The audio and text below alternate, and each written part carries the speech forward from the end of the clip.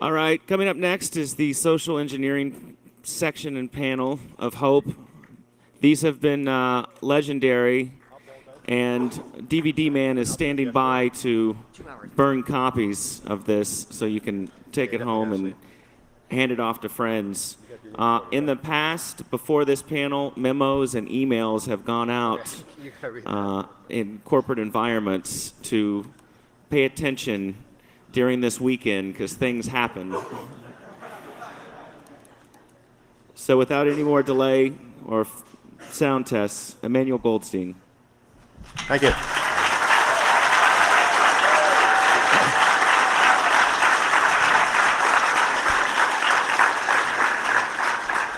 I just want to say, it's an incredible amount of pressure to have to come up here every 2 years and do something clever on the phone. And this has been torture for the last however many weeks I've been thinking about it, up until this very moment where I still have no clue what I'm going to do. So let's hope for the best. But I'd like for the rest of the panelists to introduce themselves. Many of whom have gotten no sleep at all over the past couple of days. So bear with us if sometimes we say things that don't make any sense or if we do something completely bizarre. Let's start over there. Hi, I'm number 113. I'm Richard Cheshire, the Cheshire Catalyst. Thank you. I'm number 134, Bernie S.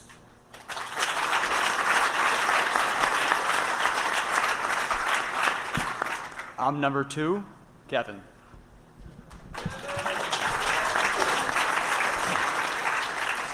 I guess that means you're not the number one, Kevin. All right. Who's not here, unfortunately, and hopefully he'll be. And you know what? We're going to have updates on all the various victims of the conference. Hopefully by the closing ceremonies. We don't know about Steve yet, and hopefully we'll know something by the time we finish up tonight. Cheshire, now you've been around the hacking scene for quite some time, and maybe a definition of what social engineering is a good way to start. Okay, well, social engineering is when you need some information from someone, and you have to convince them that not only are you one of them, but that you deserve to have the information. And trying to convince them that giving you that information is the right thing to do. That's from their site. But they don't have fun. John Draper, of course, is the master of this. He would call up a telephone switch room and throw so much jargon at them that, of course, he had to be another switchman. And he needed just one little bit of information to enable him to place his phone call to Russia or Japan or wherever. And just listening to the way he would badger the guy, I mean, my boss is on my neck, I got to get this information before the meeting on Friday, and it's just a marvel to behold. But that's really it. It's convincing your, victim that you are, as downtrodden as he is, you're just in the other office, either across town or across the country, and you just need the one thing that I know you're not supposed to give it out, but it's among us, it's okay. And that's pretty much what social engineering is convincing him that you are a good guy along with him. It's lying. And lying is wrong. Not always. Not always. I disagree. When I think about doing this, Oh, a thought crime. yeah, that'll get you in prison too. But I find it a bigger challenge to not lie and to make your mark think you said something that you didn't say.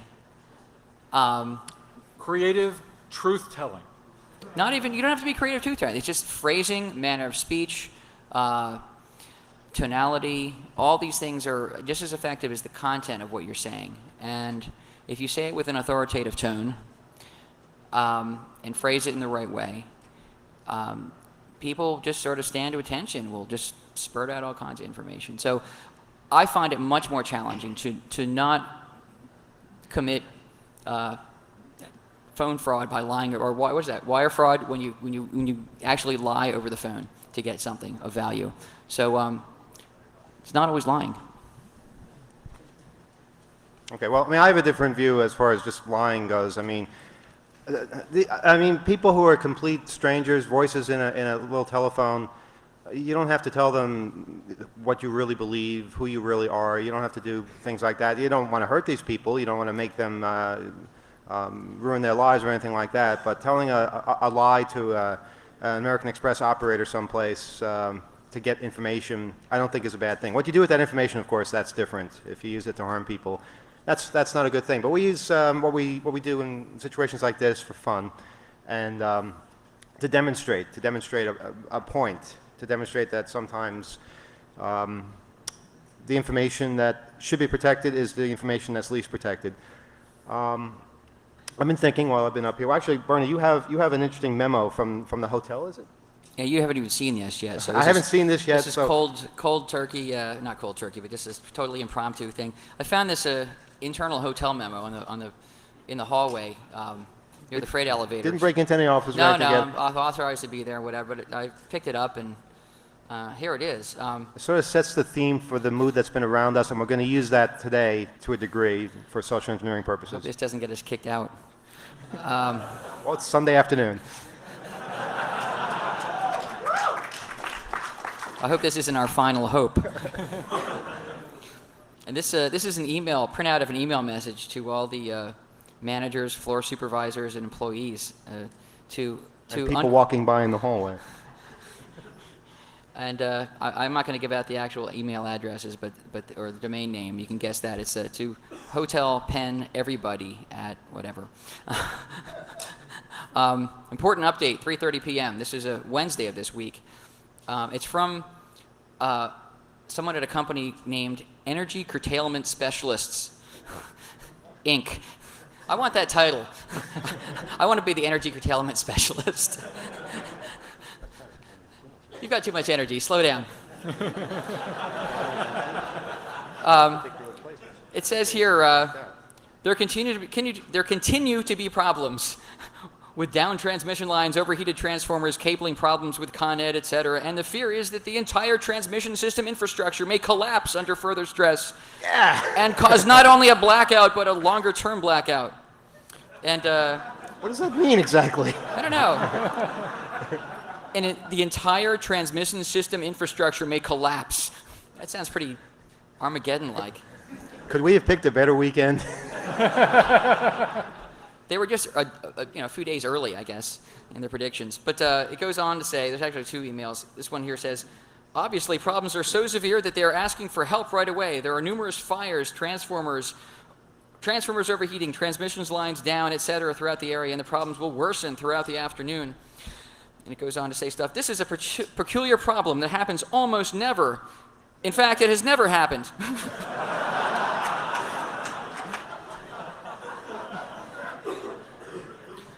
So I'm wondering if somebody from Energy Curtailment Specialists who can issue these kinds of dire warnings and commands to management at the hotel and other places, if someone from this company were to call and request some information.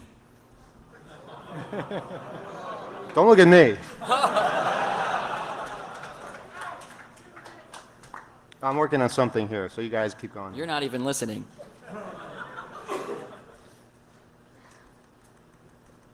Well, who here knows anybody here know the phone number for the hotel is?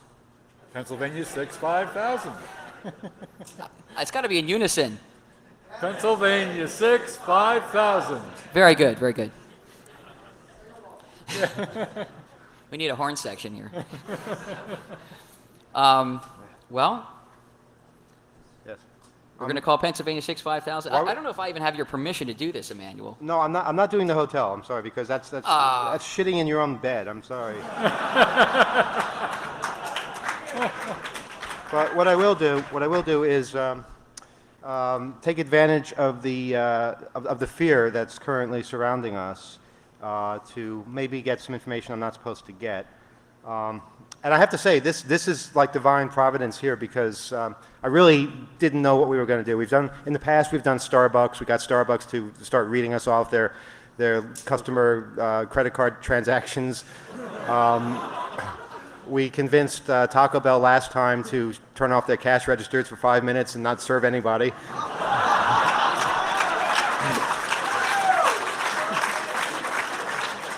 A few years ago, we managed to transfer ourselves to the PA system of, I think, a Kmart, and tell all the Sharpas that everything in aisle 7 was free.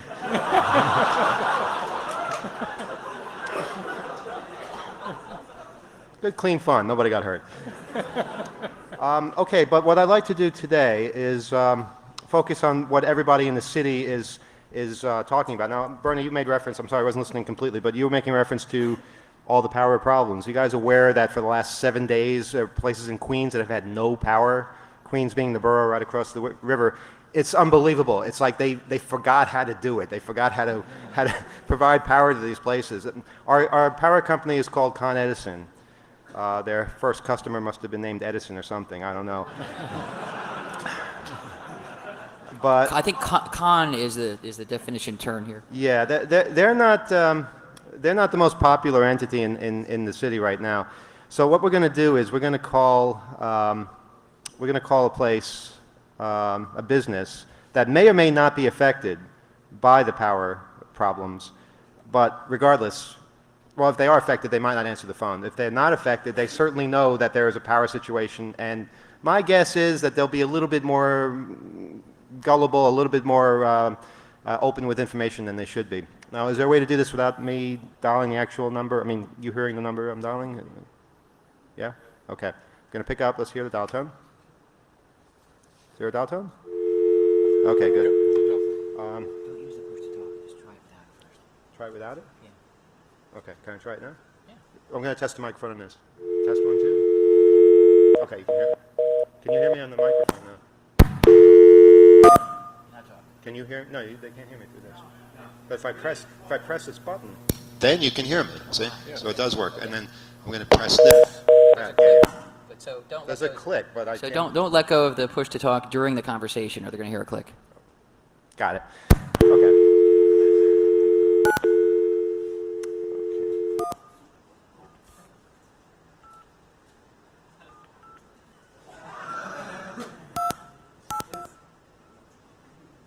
Okay.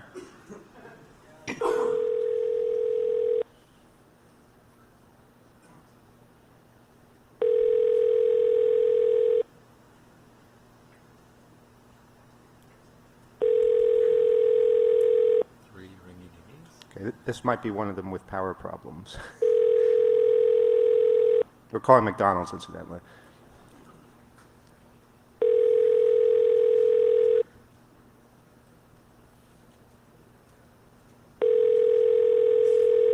McDonald's Sunnyside, can I help you?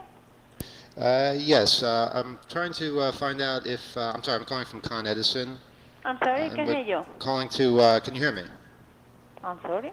Can you hear me? Yeah, I know. Okay, we're having a few phone problems here. I'm calling to, we had a call into this number, and we were wondering if the foreman had been to your location yet. Okay, hold on 1 minute. Thank you. Hold on. Do I sound sufficiently bored with my job?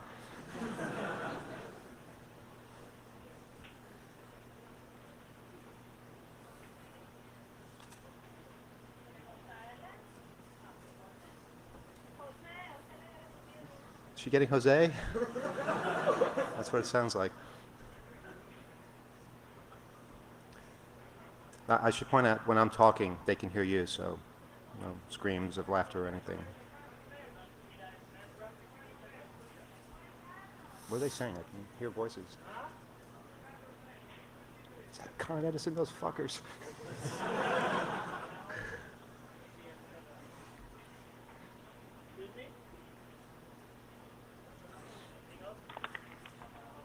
Danos, can I help you? Yeah, who am I speaking with? Yes, you. Hello? Hello? Yes. Hi, this is Reginald Mitnick at Con Edison. We were calling because we had a trouble ticket opened on your location. We were wondering if the foreman had been there yet. Excuse me? We're calling about the power situation. No. Yes, we are. Is there what is the current power status at your location? You got it, I don't know. This is Betty, store manager. Are we reaching at McDonald's? Yeah. Okay, we were told that the power had been fluctuating today. Are you getting? Give me 1 minute. Give me 1 minute, please. Okay. they're getting the mega supervisor now. I don't. So we have them at the flustered stage, like they don't know what the hell's going on. Hello? Yes. Sí, buenas? Hello, can you hear me? Yes. Okay, we're trying to fix the problem, but we need some information. What kind of problem? We understand there has been a power fluctuation. We got a call into this number, and we sent the foreman out there. The power? Yes. No, this has power over here. Okay, well then the problem might be that they didn't have the right account or something. Would you be able to verify the information for me? Let me just tell that to the manager, okay? Thank you. Dice que tiene un problema en el power de aquí. They put the damn manager on the phone. Entonces dicen que llamaron que un número tiene un problema. Entonces para ver si lo pueden arreglar. ¿Qué clase de problemas tienen aquí? Excuse me. They're saying that the restaurant doesn't have any problems at all. Okay, well that in itself might be a problem because we have a report that your power was fluctuating, and it's possible that you might not be able to notice that yourself. Can you tell me if is every other business around you, do they have power? Every single one. They do. Have they had power for the last? 1 second. Yeah. Que dice que si todas las máquinas tienen electricidad.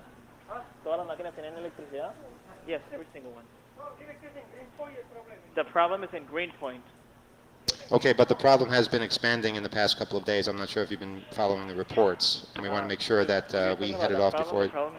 The restaurant is in Greenpoint. I understand that, but we need to know that there are no additional problems, and we need to know if the foreman has been there and if he'll be able to get access. Oh, what you're saying is that you just want information to see what else can be fixed? It's possible that there might be additional brownouts, and we're trying to contact businesses before this happens. So what we need from you is your exact location, where your electric meter is, and additional information such as that. Do you have access to this? Que dice que si necesita saber de algún otro problema. Que si necesita saber algún otro problema que necesita. En Greenpoint, más grande Greenpoint, I don't know. The manager says that he doesn't actually know, so he's saying that the general manager is going to come tomorrow, so maybe you can call tomorrow. Okay, but the problem is that if there is a fluctuation, it could severely damage your equipment, and we're trying to prevent that from happening. So if you could please cooperate and give me as much information as you can, we're trying to prevent that from happening. Here? I'm sorry? You're going to turn the power off? No, we're not going to turn the power off. We're trying to prevent a power surge from occurring, and to do that, we need to know your exact location, where the power meter is, if a foreman has been there yet, and any other information that... Okay, 1 second. Thank you. Que dice que están buscando, hay un problema que está cerca de aquí, que es un power surge. I have to translate everything I said. Necesita saber dónde está aquí la cosa de la electricidad y la dirección exacta. The exact location is 3802 Queens Boulevard, and the power is on the basement of the restaurant. All right, would we have access to that today if we were to send the foreman back? What kind of access? You mean get in here? Getting to the power meter in the basement. Oh, que si pueden venir acá. Yes, they could. Yes, you could. All right, can you tell me what your hours are so we can send somebody by? ¿Qué horas está abierto esto? ¿A qué hora está abierto esto? It's 24 hours. And there will be somebody there 24 hours. Yes. One of the problem that we're having is that your account is not coming up with this phone number. We received a trouble report from this number, but we don't have a matching account. Can you tell me if there are any other phone lines there that the account might be matched to? No, this is the only one. It's the only phone number. No, only one. All right. Do you have access to your Con Edison bill? Sorry, I don't have any kind of information.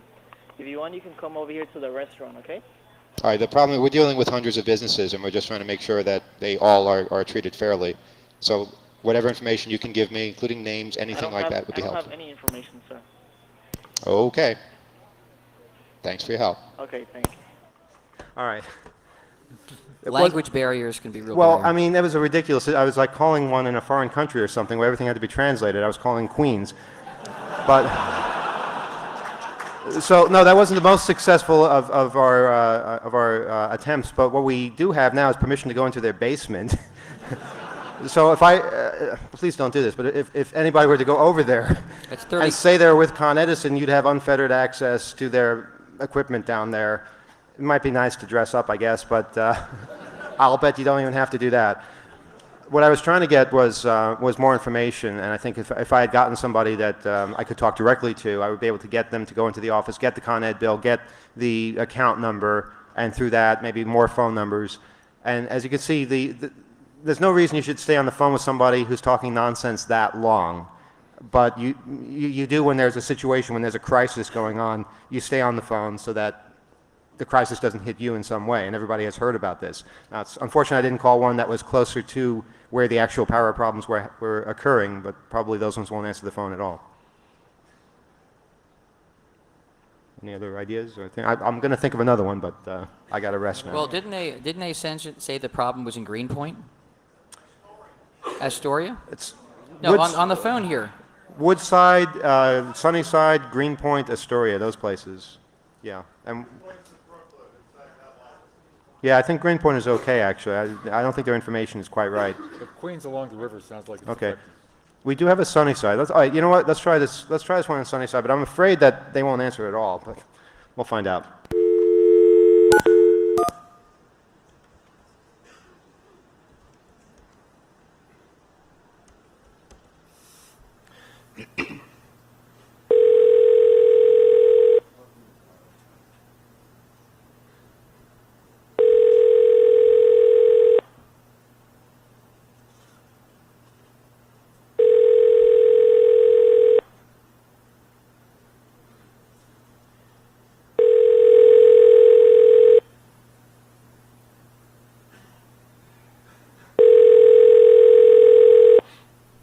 What happens when you're McDonald's with no power? Don't even come into work.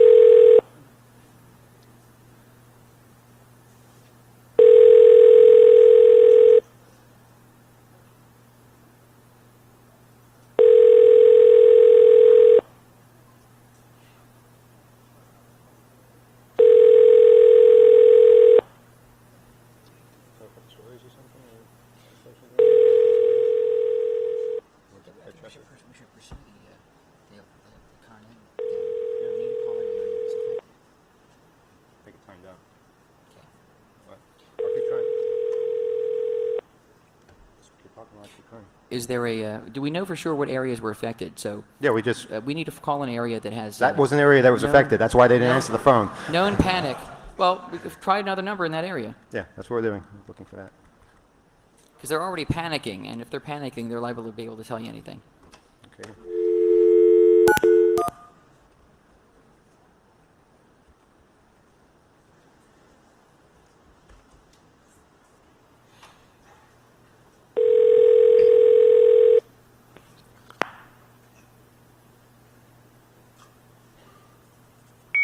Oh.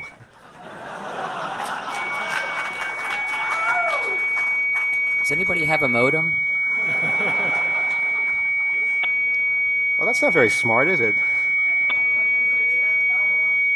Well, they have something. I'm going to hang up and call it fast. Maybe I'll bounce over to a voice line.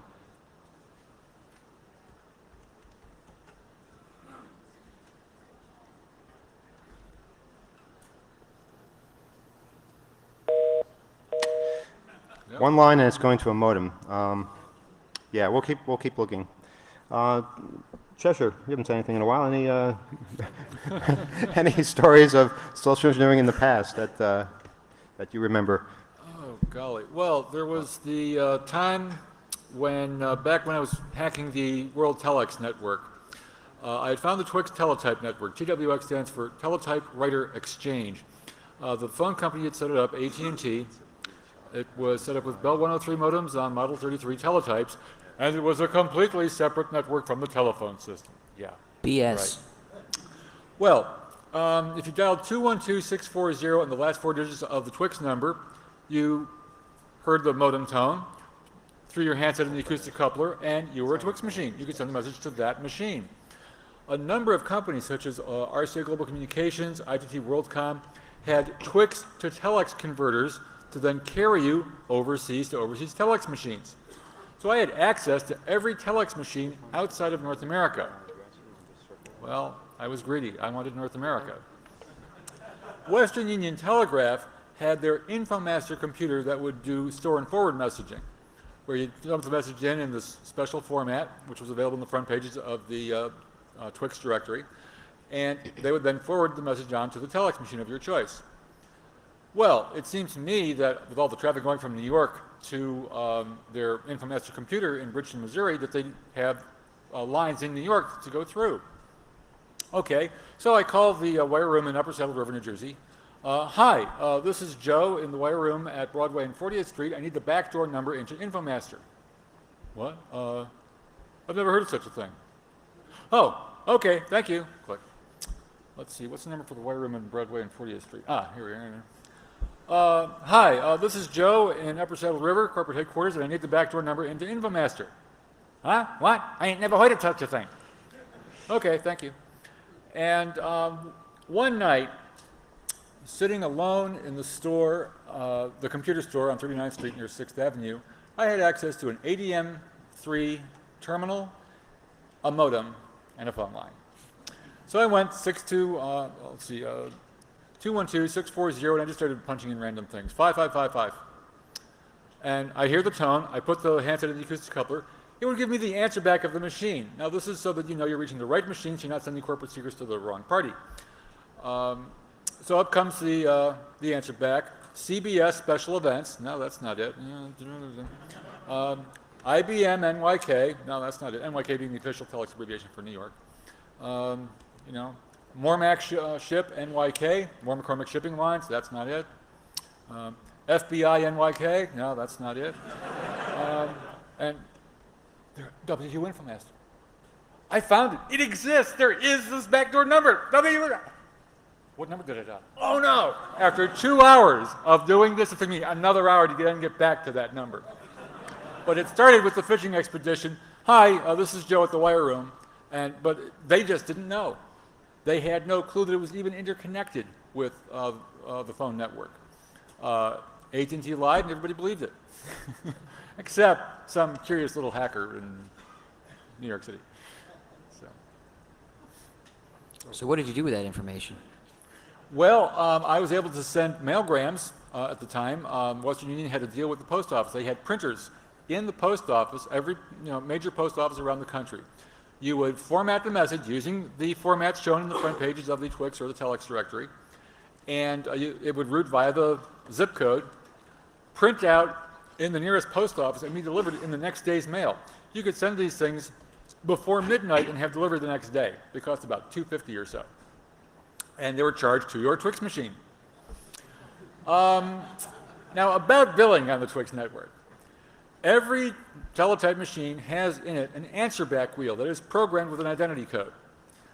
The maximum number of characters is 14. There are actually 20 characters available on the wheel, but you need character turn, line feed, control Q, and I think there were 1 or 2 other characters. It wound up that your maximum text space was 14 characters. I used TWX space, the letter R, the number 4, space, PHREAKS. Twix are for freaks. That was my answer back. Well, one day I'm driving through northern New Jersey, little town of Mahwah.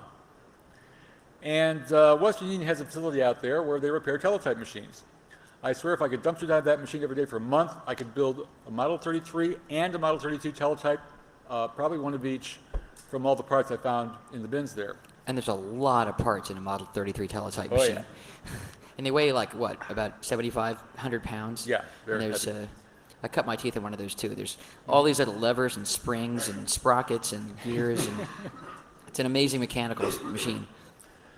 So I'm going through this through the dumpster, and I find a printout about yay high, 300 pages or so of printout. And I look it over. These kind of look like answer backs. There are some answer backs where 1 or 2 characters have gotten garbled. You can tell what they are. There's others where it's composed strictly of all numbers and punctuation marks. Oh, this is where it's in figures mode, and if I just translate to letters mode, it'll come up with a valid answer back. But the computer's too dumb to figure that out, I guess. And they've got 300 pages of the wait a minute, what's the date on this? Hey, last week. I sent 4 mailgrams last week. Let me see. TWX. Twix are for freaks. 1, 2, 3, 4. There they are. The 4 messages in 300 pages of printout. Hey, if they can find me, they can have me. I never did hear from any of them. Years later, well, not that, a couple years later, I was sending messages to ships at sea via Marisat, the Maritime Communications Satellite. Now, Marisat probably didn't have 300 pages of printout at the time, because it was very early in their career, and all their messages went to MagTape. I can just, I've always pictured in my mind the scene where the exception report comes out and they see Twix are for freaks. Holy flying fornication, we're being hacked. Quick, pull the mag tapes. A minion runs to the tape library, pulls down the mag tape based on the date time group on the thing, throws it up on the tape drive, runs the printout out. They look at it. Holy stuff. This guy is breaking into our system. He is blowing security all the hell and gone, and he's being friendly? They never could figure me out. The thing is that I was sitting on shore with all the publicly available literature on how to operate this stuff. Here are the poor schmucks sitting on the ships at sea. Now, I find out the format for the numbers and figure out how to, place calls to ships. And so I get to a ship. Hi, this is Cheshire, a computer hacker in New York City. Does anyone have time to sit and chat out there? I am reaching a ship's radio officer. Hundreds of miles at sea. Absolutely nothing to do but sit and chat, especially on someone else's nickel. Boring. And sat time was, fairly expensive, about $6 a minute or something at that time. And, then we sit, we chat. This one guy comes back. RCA gave me what they called a Unicode to get me back to my head office, and I can't figure out how the heck to use the thing. Mon, please. MOMPLS, the official telex abbreviation for, please wait a moment. And I go pick up my RCA book, and I thumb through. And I found the one thing that the RCA guy never bothered to tell the man, because why would anyone switch from RCA Global Communications to using any other network? Take the carrier ID thumb wheel and turn it to 2 for RCA. Hit 1 asterisk, and it should get you right to your home office. And this is the kind of thing I would do, is trying to be helpful. I'm the hacker. I know how to play with this stuff. These poor guys just have to try and use it every day. I visited a couple of ships when they came to port. Had a great time. The nearest Earth station, by the way, is in Connecticut, Southbury, Connecticut. It's now the Inmarsat system, but in those days it was Marisat owned by ComSat General. So I'm going to the West Coast Computer Fair one year, and my girlfriend and I are going to be driving up the coast. Let's call the folks in Santa Paula, California, see if I can get a tour of the Earth Station. I want to be thousands of miles from home when I go visit an Earth Station. Hi, this is Cheshire, and I operate Marisat, and I'm wondering if I can get a tour of your Earth Station. Oh, well, I'm sorry, the station manager is out of town just now, but I'm the station engineer, and I'd be happy to show you around. So we get out there. We're taking the tour. My girlfriend asked him one question as we're passing by the company bulletin board. Company bulletin boards, there's the local softball games, the company picnic coming up, the telex from Washington. Dire warnings from electric companies. Yeah. The telex from Washington. If this Ozzy character comes up on your screen, hit your Fix D immediately to get his answer back. Well. So I guess your system's getting a bit hacked, huh? Yeah, we think so, yeah. And then we went in to talk to the telex operators, and I told them about visiting one of the ships. My buddy Antonio on the Italica, where he's got to sit there listening to the ear cans from Rome and typing into the ditto stencil so he can run off a daily newspaper for the crew, because the satellite's too expensive to use all the time. He's got to run up and down the ladders with messages to the captain. He's got to keep his radars working, his 500 megahertz, kilohertz radios for safety of life at sea going. And now you guys want to learn all these new computer procedures for running your telex machines? Ladies, any work they can slough off on you to have you place their calls for them, they're going to do it. And turned to my host, who gave me this whole new look of respect because I knew what I was talking about. I'd been out to ships. And, but it was fun. Those were really great days. Okay. We found a McDonald's that actually answers the phone in the affected area, and we're going to give that a shot. And then we have a couple other ideas of other things to do. But and I just want to add a quick story to that because it reminded me of something that you can basically get people to do all sorts of things if you can just convince them that you're somebody in a position of authority. And there have been some monumental examples of that here in New York, where some friends of mine were able to actually call a phone company. Well, it was New York Telephone back when they were around, and tell them that the new badges were being issued for Monday, and they said this to the night watchman, and that they needed to collect their old badges first before they could deliver them, and they would be sending a messenger around to pick them up. I don't know what kind of people they hire, but good Lord.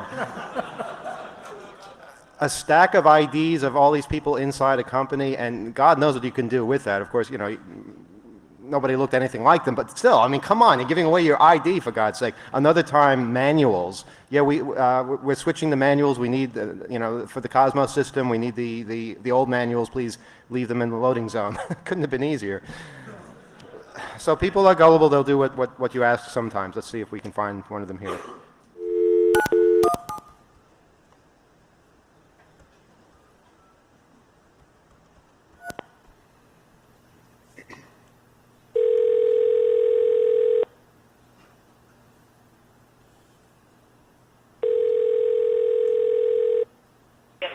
Hello, McDonald's, may I help you? Yeah, hi, I'm calling from Con Edison to confirm the power problems in your area. Hold on a second. Thank you. Hello? Yes, hi, I'm calling from Con Edison.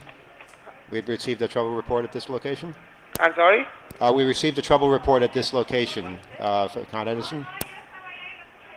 Hello? Can you hear me? Yes. What is your power situation? I'm calling from Con Edison.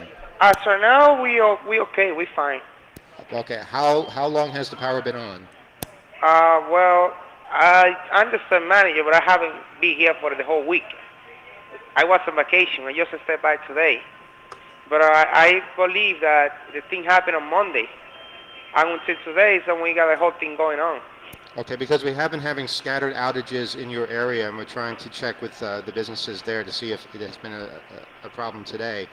Can you tell me what your exact location is? 32-55, 31st Street. This is Long Island City, New York. Zip code 1106. Okay, and do you know where your electric meter is located? It's in the basement. And will we be able to get access to that today? Yes.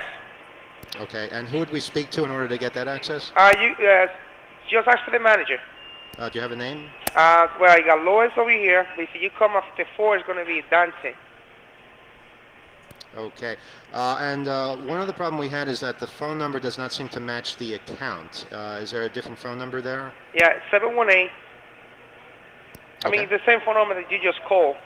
That number is not showing up as part of the account. Yeah, I think you got 728, something like that. 9727, right? No, that's not the number we called. Can you tell me what that number is? No, the only number is the one that you just called. Because we used to have 2 lines before, but the other line we canceled it out. We only got this one now. Okay. Would you happen to have access to your Con Edison record? Maybe we could do it that way. I'm sorry? Would you have access to your Con Edison billing records? Because we might be able to do it that way, because we can't match your location to the account. That's the problem. Well, we also got a office phone number, main office, and they're the one in charge of paying all the bills and everything. Okay. Maybe the acquisition better with that, because when I got here, we got this, this phone number, the one that you just called. This is the one we're using. I know before they also had a previous one, because this one now used to be the fax number only, and then the other one was to be the operational number, but I'm not sure. Do you have that number? Yes, but they open on Monday.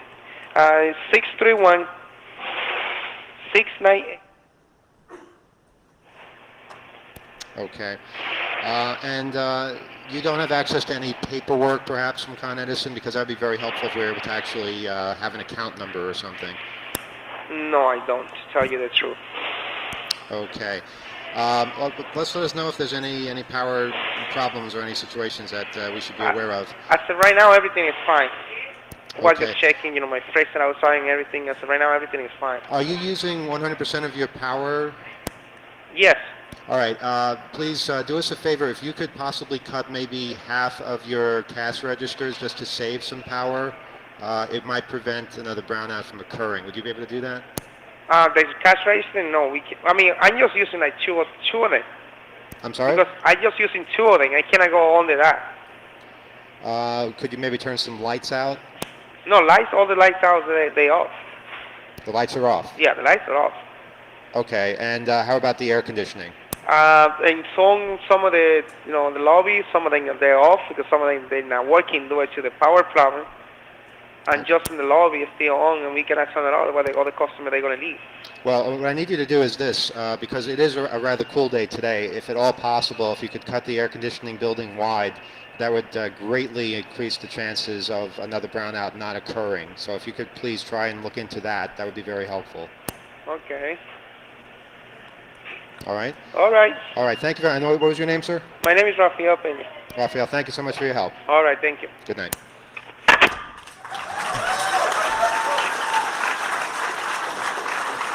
So, if you'd like a warm McDonald's, you might want to visit 3255 31st Street in Astoria today and see what they do with the air conditioning. I would have liked to have gotten more information out of them, but I think we're dealing with corporate franchises here where they don't actually get the bills themselves. So there's only a limited amount of things you can do, but you can find out things like, oh, where's access? Can I get access? Who are these people's names? What are other phone numbers? And just basically, you got to get them thinking that you're on their side, that you're working with them.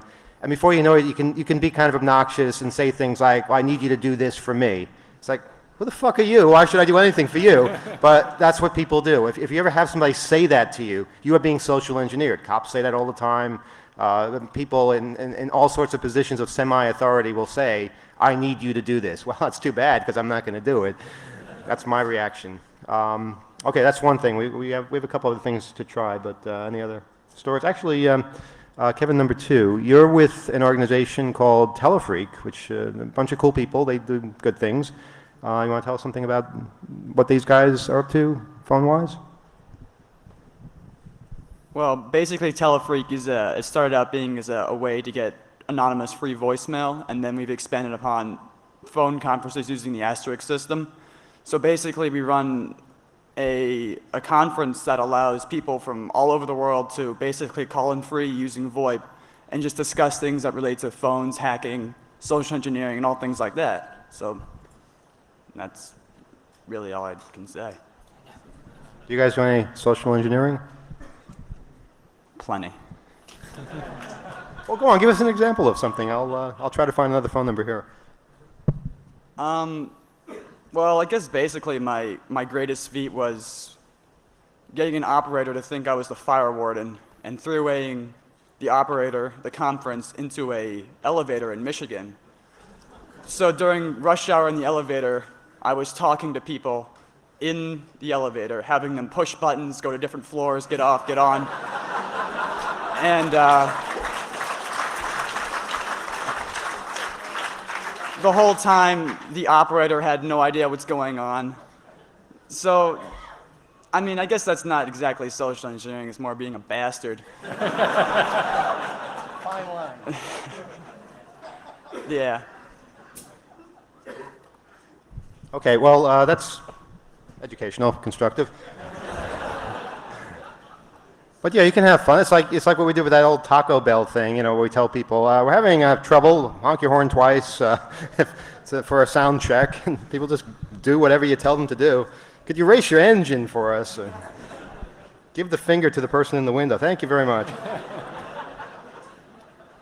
Okay, what I'd like to try now, and we are running a little short on time, and Jello is going to be coming up after us, but sometimes your best victims are the people who really should be your worst victims. And what I mean by that, I mean educated people, people who want to protect their privacy.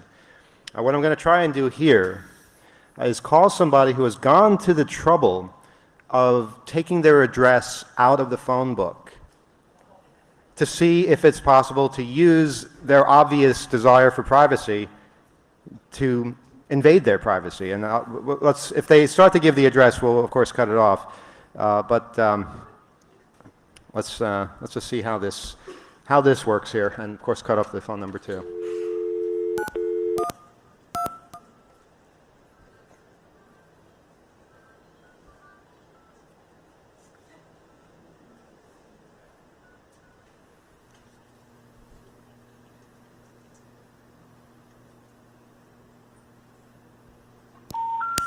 The number you have.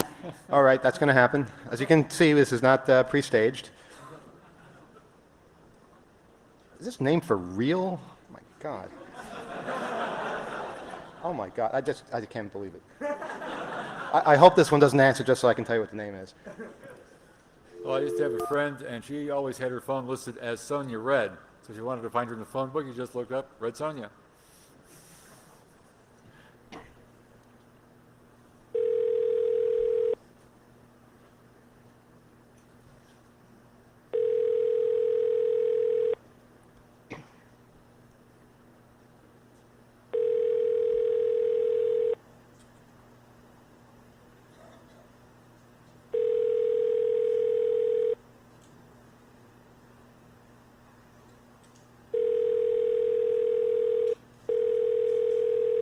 Okay, it's going to voicemail.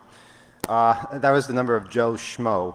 I kid you not, it's listed that way. All right, we have a couple more to try.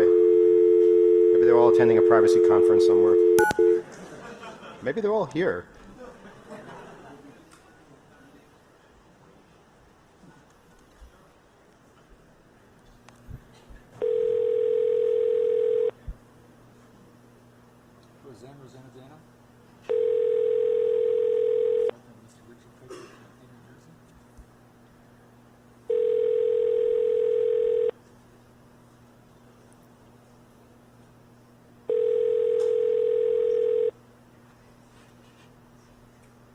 It's kind of silly, isn't it? Hi, this is Zendesk. Okay.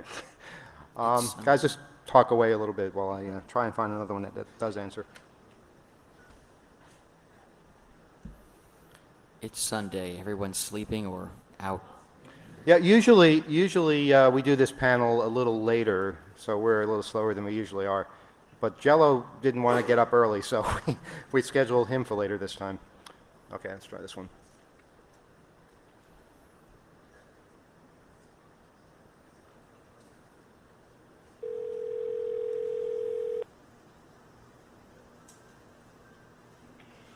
Hello. Good afternoon. I'm calling from the National Do Not Call Registry. We understand that your number is listed as National what? the National Do Not Call Registry, so that you don't get telemarketers calling you. Yes.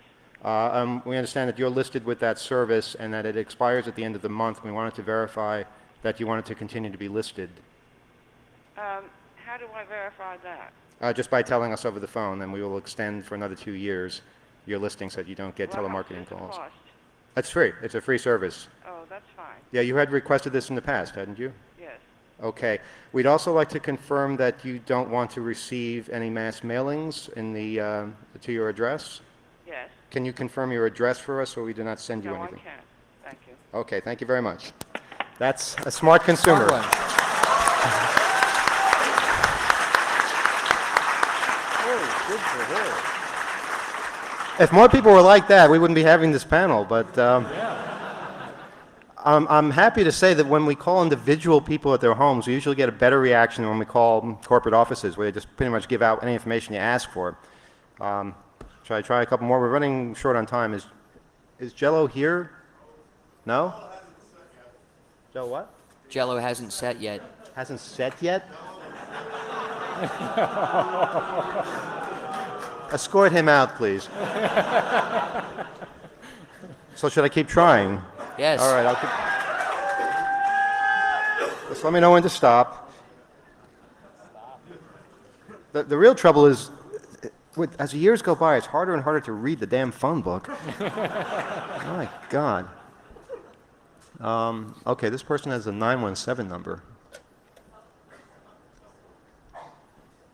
Well, don't you hate getting spam on your cell phone or telemarketing?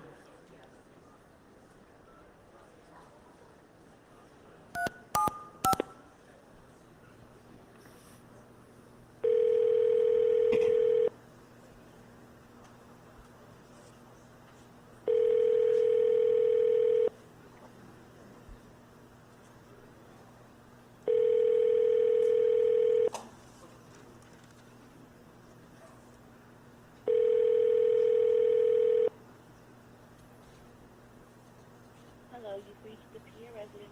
Okay. I'm going to try one more, then I'm going to say it's bad luck.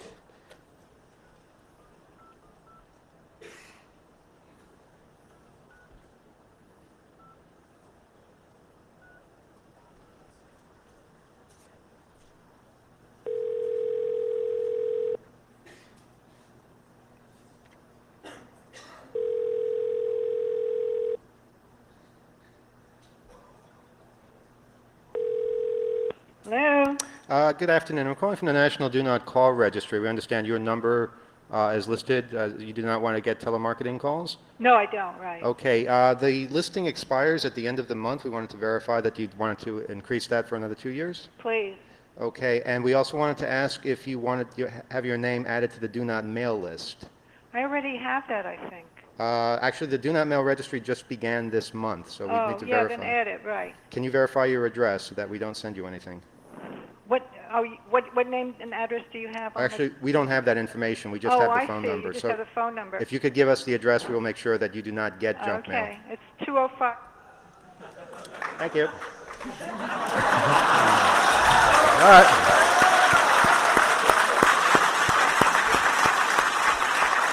So not everybody is educated, as you can see. And this is somebody who went to the trouble of not putting their address in the phone book. I should also point out, a lot of you might not realize this. You pay for an unlisted phone, which is really silly. You're paying not to be in the book. You can simply change your name, your listed name, have a funny name, and then when somebody asks for Joe Schmo or whatever, you know they're looking in the phone book. And you can also have the address not listed, and just your name, so that people won't get your address out of the phone book. And something else you should be aware of is that even when you do that, when you don't have an address in the phone book, the information operator does have that information. In fact, even when you're unlisted, the information operator can see your address. They cannot tell the person calling what the address is, but they can answer yes or no. Is it this? Is it that? Is it greater than this? Is it greater than that? And we've had many a fun evening tracking down people by having yes-no chats with various operators. Back when information was free, maybe that's why it's not anymore. There are all sorts of tricks to protecting your privacy, but the biggest thing of all is just to be aware to not let yourself get scammed. When people call you on the phone, don't give out information. Call them, and when you know who you're talking to, only give out the information that you feel comfortable giving out. And that's really, I think, the best advice that we can offer. Okay, Jello, I'm told, is going to be here in about 10 minutes. So we're going to wrap up here with maybe if people want to ask some questions, there's microphones up there. I'm all phoned out, so Cheshire, any more? Okay, we have some people here. Go ahead. Not a question, but just following up on what you just said. Sometimes you can pinpoint an address for an unlisted person. I had a friend who knew that a particular celebrity, who may still live on Barrow Street, so I won't use the name, knew that this person lived on that street but wasn't sure of the exact address.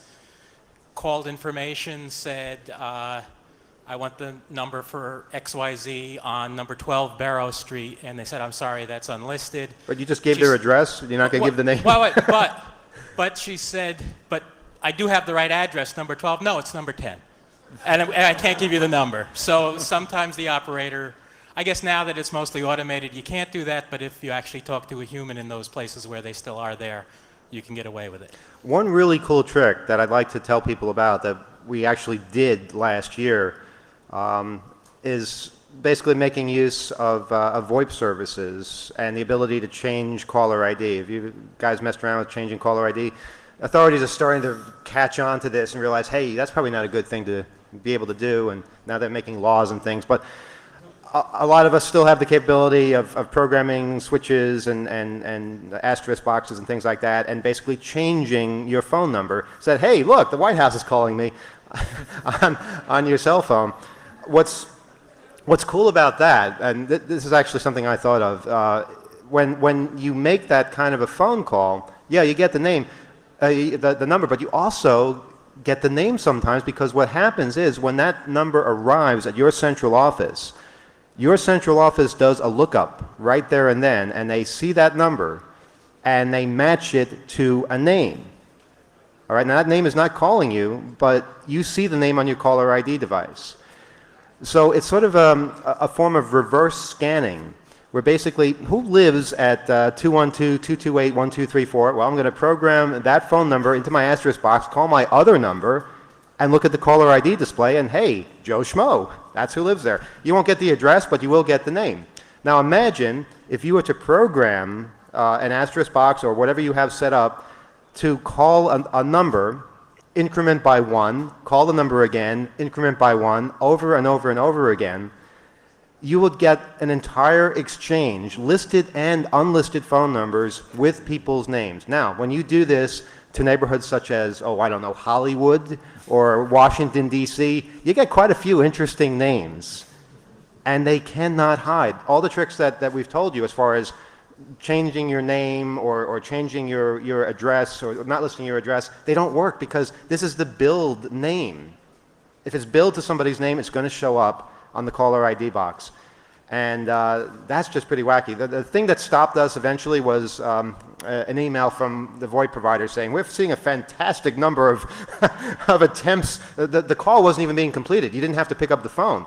But they were seeing, I think, something on the order of 10,000 different phone calls from different numbers that were never answered. And while we mapped out an entire exchange that way, we sure got them a little peeved. But it just goes to show, if you actually run one of those companies, what you can do. That information is there. It's out there. There's no way to delist it, at least not yet. So don't do that. Any concluding remarks? Are you awake? Oh, I thought you fell asleep. It's been a long night. Any concluding remarks, Cheshire?